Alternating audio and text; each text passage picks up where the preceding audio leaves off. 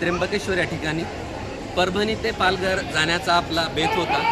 त्यामध्ये असणारे जे मंदिर आहे या मंदिराचं निरीक्षण करून आपल्याला समोर जायचं होतं, पण जवळपास 2 तास या मंदिराच्या लाईनला लागलो आणि त्यानंतर परत 2 तास लागण्याची शक्यता आहे। त्यामुळे मंदिराचं बाहेरूनच निरीक्षण करून आपण आज जाणार आहोत। महाराष्ट्रामध्ये 5 ज्योतिर्लिंग आहेत। भारतामधल्या ज्या 12 ज्योतिर्लिंगापैकी 5 ज्योतिर्लिंग महाराष्ट्रामध्ये आहे। त्यामध्ये त्र्यंबकेश्वर, औंढा नागनाथ, परळी वैजनाथ, भीमाशंकर आणि घृष्णेश्वर असे 5 जे ज्योतिर्लिंग आहेत त्यापैकी एक ज्योतिर्लिंग आहे। या ज्योतिर्लिंगाला आपण भेट दिली आहे आणि हे माझं कुटुंब आहे जे की माझ्यासोबत आहे आणि आम्ही आता या ठिकाणाहून पालघरला जाणार आहोत। आणि या मंदिराचा जीर्णोद्धार माधवराव पेशवे यांनी त्या काळामध्ये केलेले आहे।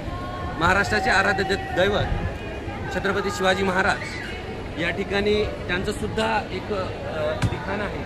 हिंदवी स्वराज संस्थापक छत्रपती शिवाजी महाराज यांनी या ठिकाणी भगवान त्र्यंबकेश्वर महाराजाची पूजा केली आणि त्यानंतर सुरतेकडे रवाना झाले आणि त्र्यंबकेश्वर मंदिराचा